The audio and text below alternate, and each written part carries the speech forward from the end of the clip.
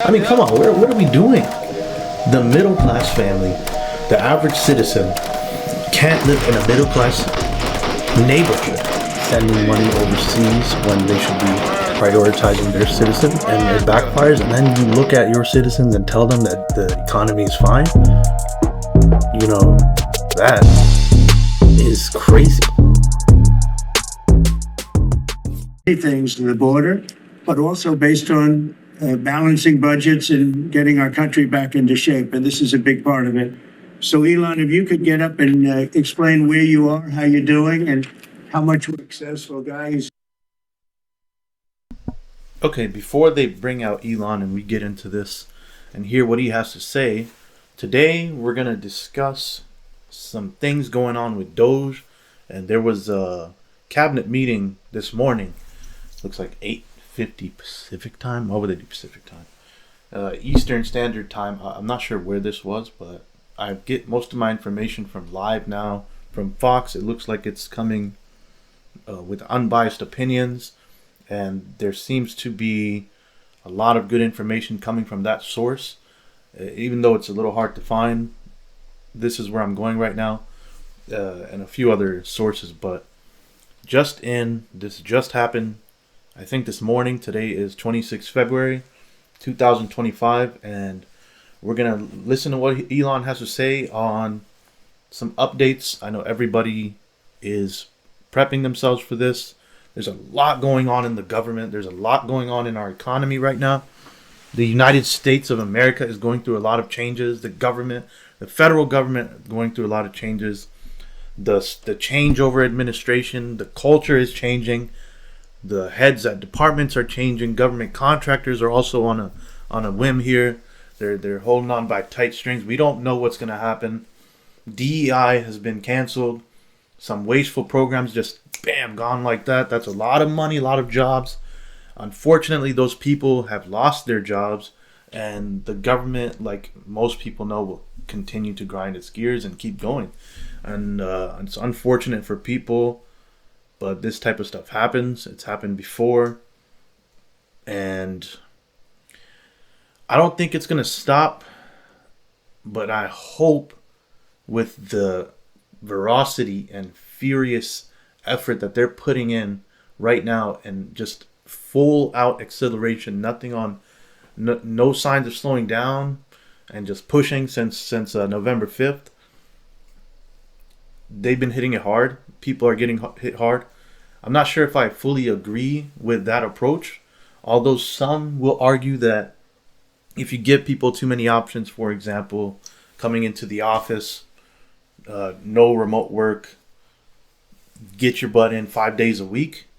I've been told from people that are experienced in the government and have been around for a while, if you just give a directive, if you give out an order as a president, and these top heads, people have to listen.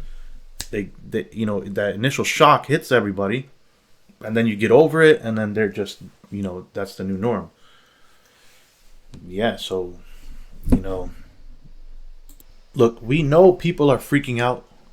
There's some drastic changes happening, and I mean, an entire agency was just boom cut off, and I'm not against that one, because U.S. aid has been in the spotlight about their corruption for a long time, but have gotten away and just continued their operations because of the White House backing them up and the power they've had to be able to go do what they want overseas.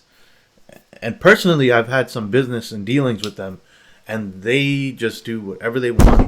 They're not really under scrutiny. This is the first time that someone has actually said, hey, go look at what they're doing, and actually look at what they're doing, finds out what's happening, and then just bam. And we're going to see what's going to happen with all of these so-called savings and cuts and taking out weight of the government spending. Although these are drastic measures happening so fast, we're probably not going to see the results right away. Okay. Let's see what the man's got to say. He's really working so hard, and he's got businesses to run. And in many ways, they say, how do you do this? And he's sacrificing a lot. and getting a lot of praise, I'll tell you, but he's also getting hit. And we would expect that, and that's the way it works. So I'd like to have Elon Musk please say a few words. Thank you, Elon. Thank you, Mr. President. I actually just call myself a humble tech support here because this is actually, as crazy as it sounds, that is almost a literal description of the work that the DOGE team is doing, is helping fix the government computer systems. Many of these systems are extremely old. They don't communicate. There are a lot of mistakes in the systems. The software doesn't work. So we are actually tech support. It's ironic, but it's true. The overall goal here with the DOGE team is to help address the enormous deficit. We simply cannot sustain as a country $2 trillion deficits. The interest rates, just the interest on the national debt, now exceeds the Defense Department spending. We spend a lot on the Defense Department, but we're spending over $1 trillion on interest.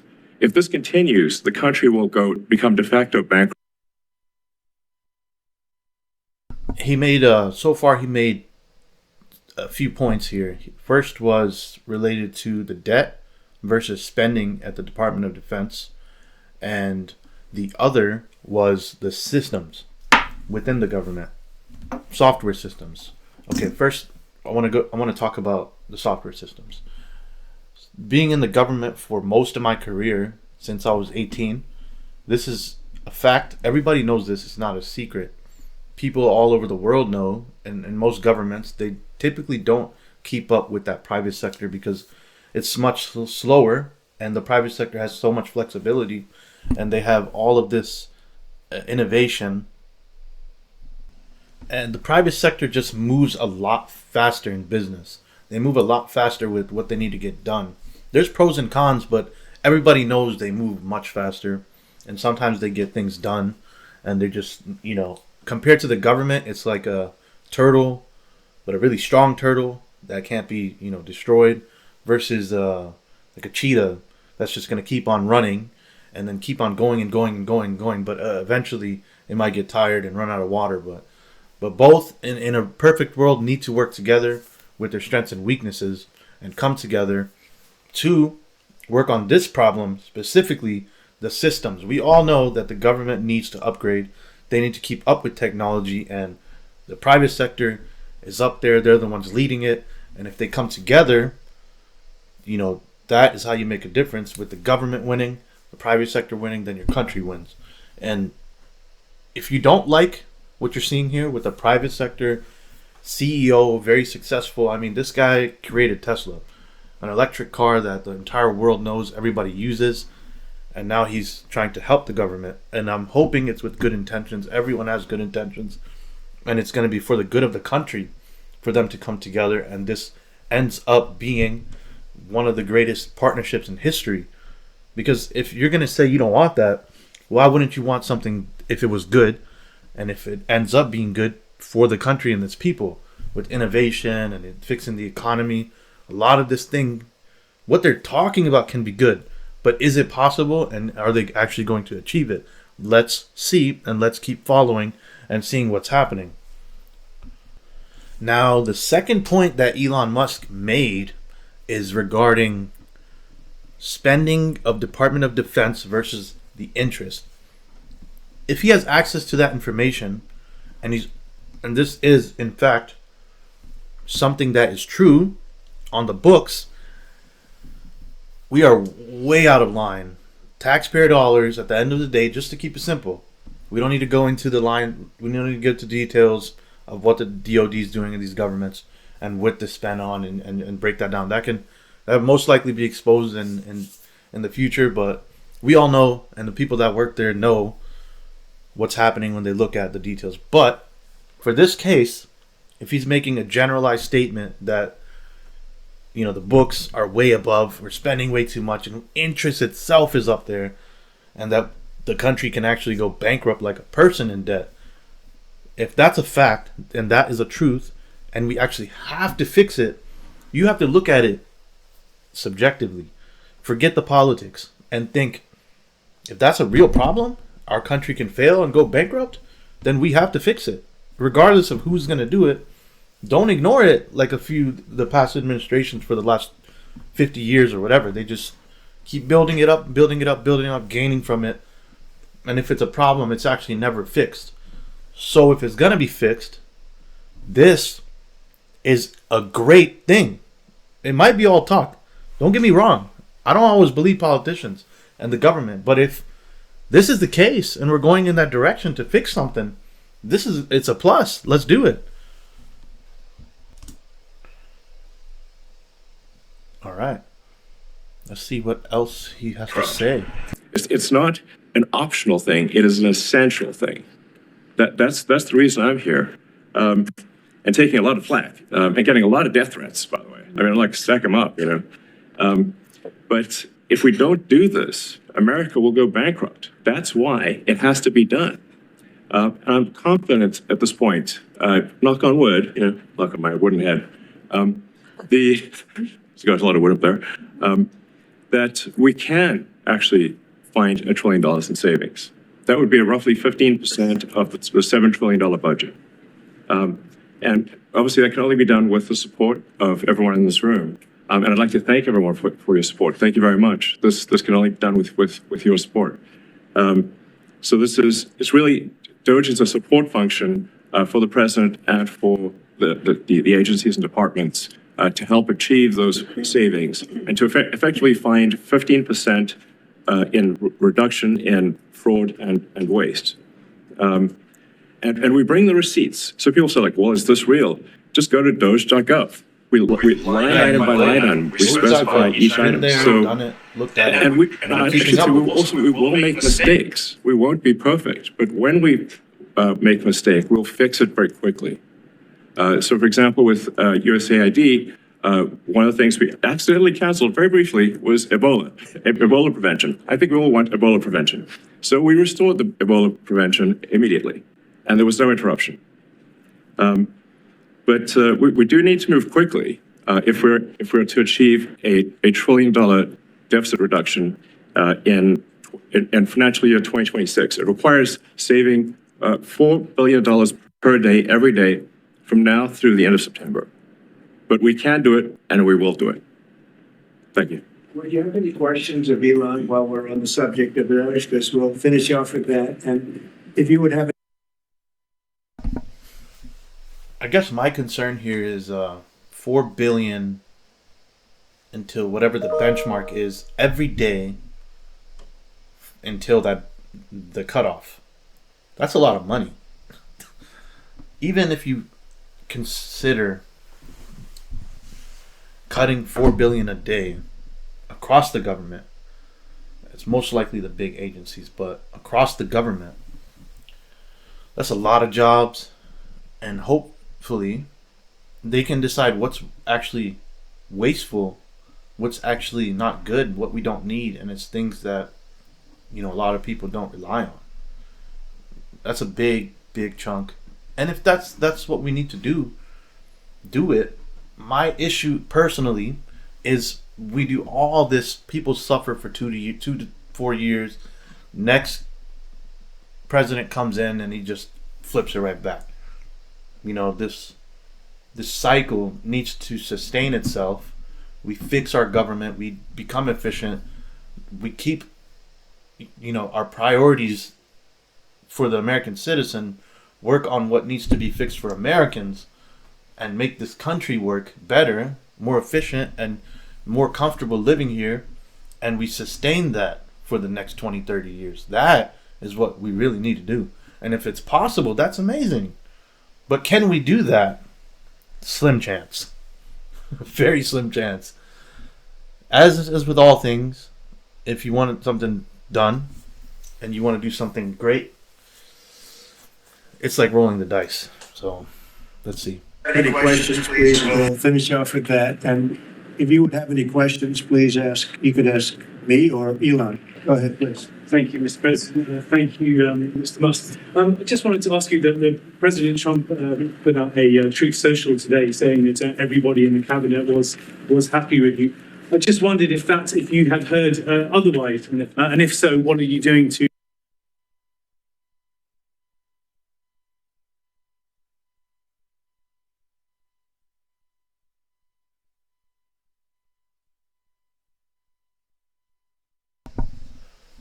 before we go any further, I want to look at this view here. Hold on. Okay. This is Trump's cabinet. I'm not going to name all of them, but you got Rubio, you got JFK. So, is that RFK? Sorry, RFK. Tulsi, and you know some other people in the back. And this cabinet here,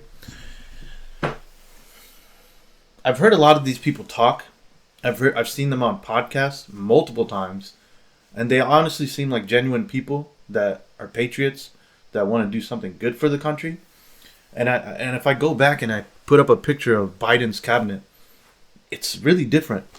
I don't get that feeling, and I'm not being biased here, but I've heard those people talk, and I've heard his cabinet people talk individually, not just Biden. I go and watch them talk on a podcast or an interview, and the views are completely different. And it's okay to have a different view in America. I mean, you got conservatives who feel this way, and they have their specific bulletized version of what they believe, and then you got right now the Democrats who are extremely progressive. They have, their LGBTs, they've got the gender wars, they've got gender DEI, and all that is basically priority for them. And that is just two opposing opinions. But when you put the Biden administration's cabinet right in the front, and you hear them speak individually, not just Biden getting out, but he's basically regurgitating what his cabinet wants and what his constituents and everyone around him want, and he goes out and he starts talking. Those are the talking points. Those are the bullets that he's just spitting out because that's what his party wants. And it's just incredible to see that they almost look normal and they almost have normal beliefs. The other party, even now, the propaganda just makes them look like white supremacists or something. I don't. The hyper focus on racism is a whole nother topic, but I just want to point that out. I think it's pretty cool. You got an entirely different cabinet with different views, and you can actually assess, if you actually go and look at each individual's interview, their points, their views, and what they're about, and you can see it. It's amazing how an administration changes and the entire country can flip. It's amazing, really. Otherwise, and if so, what are you doing to address those any dissatisfaction? Let the cabinet speak just for a second. Is anybody unhappy with it? If you are, I'll throw them at you.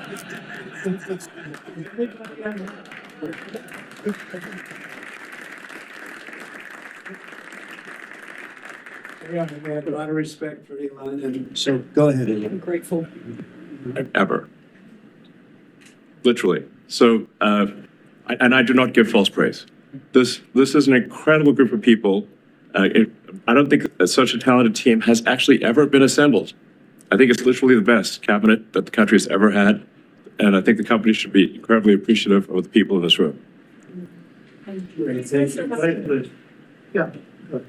Mr. President, thank you, Mr. Musk. Are there about half of the government employees so far appear to have responded to your requests for what they've been doing over the past week?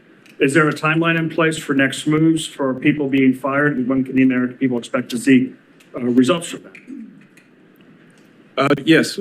Well, to be clear, I think that email perhaps was best interpreted as a performance review, but actually it was a pulse check review. Do you have a pulse? Do you have a pulse and 2 neurons? So if you have a pulse and 2 neurons, you can reply to an email. This is, I think not a high bar, is what I'm saying. This is should be. Before Elon keeps explaining this email that went out to a mass email through OPM that they control now, that went out to all the government civilians directly to their inbox, trying to analyze this thinking between somebody who runs a Tesla and the president who's in the government. Now, everyone knows that people, when they work, they have a chain of command. So you got an analyst, then you got a team lead, and you got their seniors, and maybe multiple analysts, and then you got the directors and above, and then the big decision makers. It went out to everyone individually. The thinking, I saw it, and when I saw it, I said, look, this email is going to everybody. And they wanted a response just to the email. So when you're given a little bit of information and you're an employee in the government, that email comes to you, first you think, okay, is this a phishing? Is this scam? First thing a normal person thinks. Then they think, can I reply to this? Is my boss going to get pissed at me? So they don't reply. That's what I saw, and that's what I was thinking. If it came to me and I work at a company and it comes from the top, the very top, okay, directly to me, I'm like, hey, man, if I reply, am I going to get fired? Either my boss is going to fire me for replying or the other guy's going to fire me. It's a double-edged sword. So is this the right perspective to take? And the explanation he's giving is they want to see if there's still those people out there that are hired, but they're not really even doing their work. They literally could be RIP. Literally not even present. And if that's the case, that's a good tactic. If that's what they're going for, and that was the intent and purpose, perfect tactic.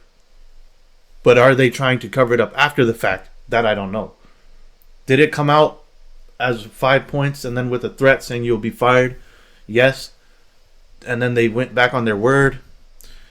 And then you can see Trump saying that he told him to do it and get more aggressive. And then so he thought that was best to do. In a relationship where you have two leaders, one guy tells the guy, look, I trust you, do what you need to do. So I can also see Elon Musk thinking that would be the best thing to do. In his mind, that he thinks, I've done this at my company before. Let me mass send an email to every single person. And it makes sense in the private sector. It makes sense. You go and send an email in the private sector, every employee, and you say, reply. Most of those guys are they're gonna reply because their work is on the line, their contract is on the line, and they usually, the whole chain of command, it works, is there, but it's a lot more loose than in the government. So these government guys, they're going, oh man, I don't know if I want to reply, right? So I think it's also a little miscommunication, and they're trying to, fix it up a little bit, and people make mistakes, and I think that's what happened. But the tactic is not bad. There's a lot of pressure right now on the government. There's a lot of pressure on the employees. And a lot of things are happening really fast, really quick. People are adjusting. Some people are not. Things are getting a little wild. It's like the wild, wild west right now, okay? And I'm just hoping there's going to be a good result.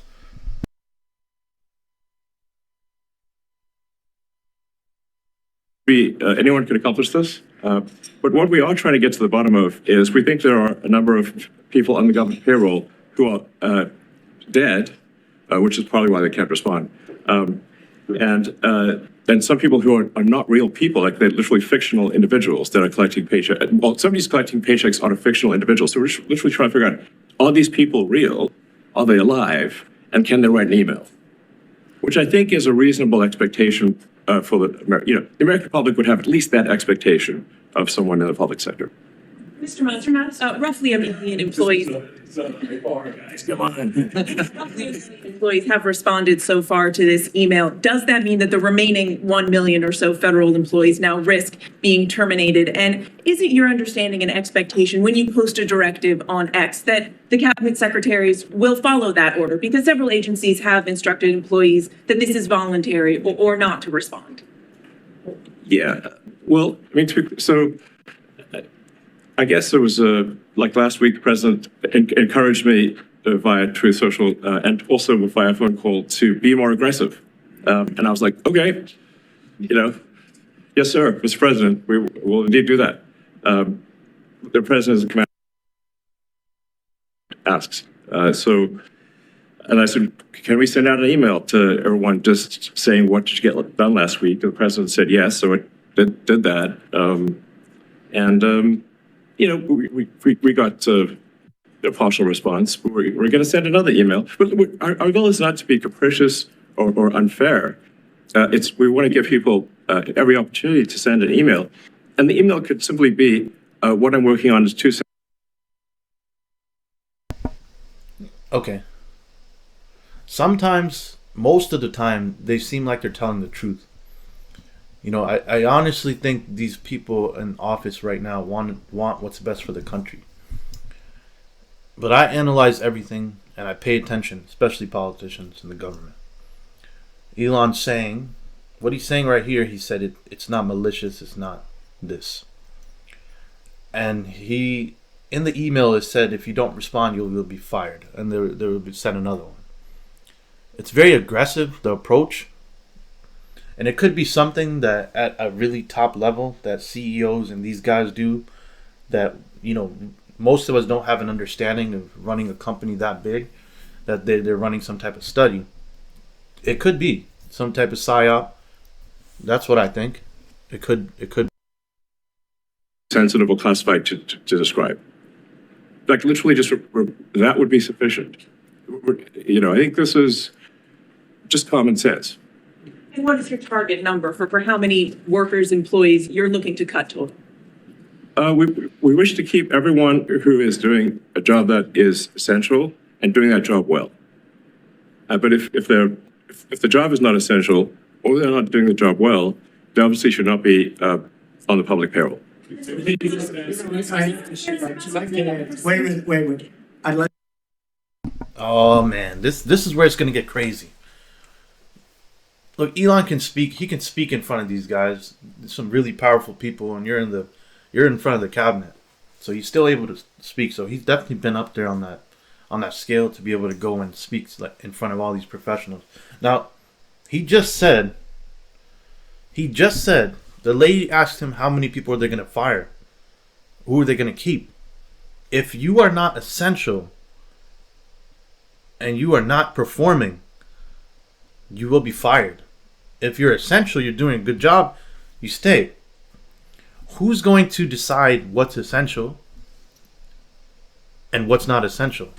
This is where it's going to get crazy, and it's going in that direction where they've already laid off the programs they don't want, the agency they don't want, but now they're moving it to the next level where, okay, probationary people, low performers, now it's who's essential, who's not.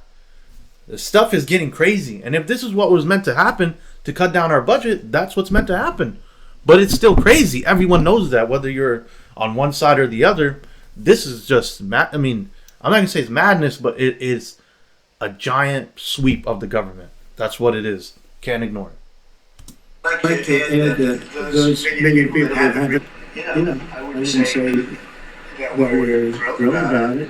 They have no response from the bubble. Hold on. Wait. I'd like to add that those million people that haven't responded, they are in the bubble. It's not essential or they're not doing the job well, they obviously should not be on the public payroll. Wait a minute. I'd like to add that those million people.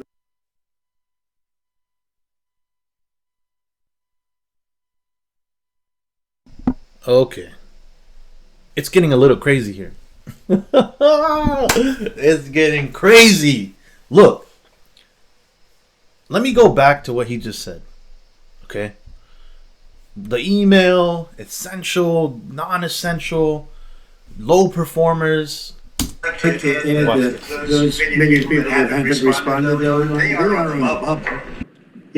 I wouldn't say that we're thrilled about it. They haven't responded. Now, maybe they don't exist. Maybe we're paying people. Now, maybe they don't exist. Maybe we're paying people that don't exist. Don't forget, we just got here. This group just got here. But those people are on the bubble, as they say. Maybe they're going to be gone. Maybe they're not around. Maybe they have other jobs. Maybe they moved and they're not where they're supposed to be. A lot of things could have happened. I wouldn't say that Biden ran a very tight administration. They spent money like nobody's ever spent money before. Wasted money. The Green New Scam, all of the different things they spent money on. And you've seen that. You've seen that with some of the things that I read in speeches, I read them and people can't believe when I read them. 20 million here, 30 million here for, a little educational course on something. Okay. This is just probably, this is the craziest thing that's ever happened in politics in my lifetime. There have been crazy things, but it's just been the norm. War this, war that, get out of this country, do that. A little bit of, some events here, but this is one of the biggest changes I've ever witnessed in this country in my lifetime. Look, he just said, if you didn't respond to the email, you might be in that bubble. You might be purposely not respond. But I know for a fact there's thousands of people that didn't respond because their boss told them not to. Their heads up agency told them not to. They told them to hold off. So what's going to happen if you're saying something like this? But even if they wanted to, and they would have, but they're at risk now. So that's where I see it's a little unfair.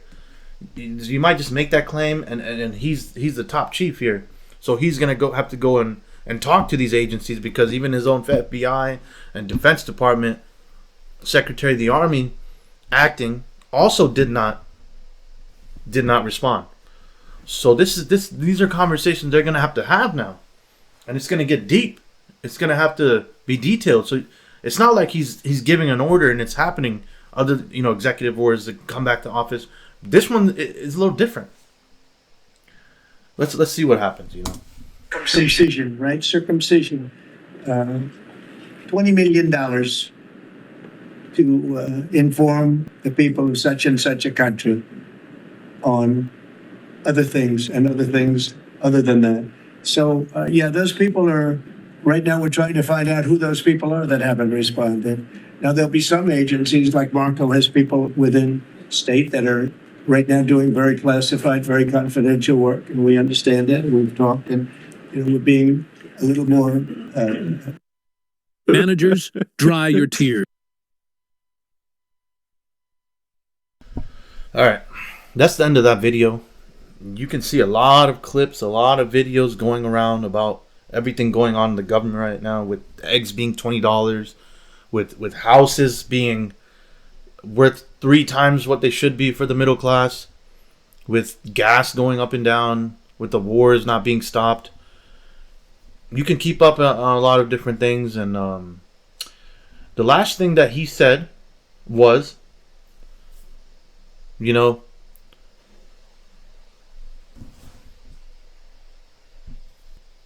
all right. Basically, there's been department heads that are trying to compile responses or haven't responded immediately, missed the deadline. And he's saying that it's because of those agencies have classified information. So there'll probably be more that comes to that. But this is the end of the video. We covered DOGE and a specific cabinet meeting that Elon has spoken on, and it's very recent, 2025.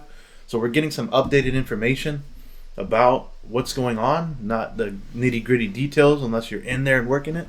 But there's a lot of changes. There's a lot of cuts coming. There's a lot of cuts that have happened, and I don't think they're going to stop. I think this is going to be cruise control, same speed, and making these cuts, and people losing their jobs, and wasteful spending, and whatever they decide it's going to be, that's what it's going to be. It's out of our hands. You can't go in there and say, look, this is essential. These giant airplane, Boeing contracts for all these jets they're making that we probably haven't used for the Air Force since an air combat campaign hasn't happened in forever. But they're going to keep making it just to show military superiority. They won't cut that. They might not cut that, but they'll cut civilian pay. And they'll cut payroll first, when that's supposed to be the last thing they cut. So we're seeing a trend here. People are losing their jobs. People are looking for jobs now, and I don't know if this was mentioned before, but they were saying this is going to happen. It's going to suck. And if this is what we have to deal with, short-term pain for long-term success, let's hope that's what happens. Because right now, it sucks. Everybody's on edge. And if we don't get to a point where everybody's happy, it's going to be bad, because we cannot sustain last administration, the one before that, and now another round of madness. We can't. Citizens need lower taxes. They need affordable housing. They need jobs. They need to be able to pay the mortgage. They need to be able to send their kids to school. They need to be able to retire if they want to. They need amenities. And they need to be able to get a return on their taxes, okay, with a good security around, with good policing. They need community. They need a nation that is about the citizens. If we can get there, everything is good. Okay, everything is good. I hope you got something out of this video, because there's a lot going on. There's a lot of stress. There's a lot of changes everywhere. Look around you. People are losing their jobs. And, you know, with pain comes good times. With hard times come good times. With no pain, no gain. So if we can get over this hurdle and we see some light and things get better, where we get some $5,000 checks, we get some relief, we, cut some taxes, and then somehow things just keep getting better, let's do it. Let's do it. Let's get together and let's do it. Hopefully that happens. Thank you for watching. Today was a crazy episode. I really get into this stuff, and things that matter to people in the government is my thing. This is what I do, and I get really passionate. You can tell, and I'm gonna keep following this stuff that's going on, and it's just never gonna end. We've been in a roller coaster. I hope you enjoyed it. There'll be more videos coming. Be sure to hit that subscribe button, hit the like, hit the little notification bell. And this episode is officially concluded. Hope you have a good one. Come on, and stay strong through this year. The middle class family, the average citizen, can't live in a middle class neighborhood. Sending money overseas when they should be prioritizing their citizens, and it backfires. And then you look at your citizens and tell them that the economy is fine. That is crazy.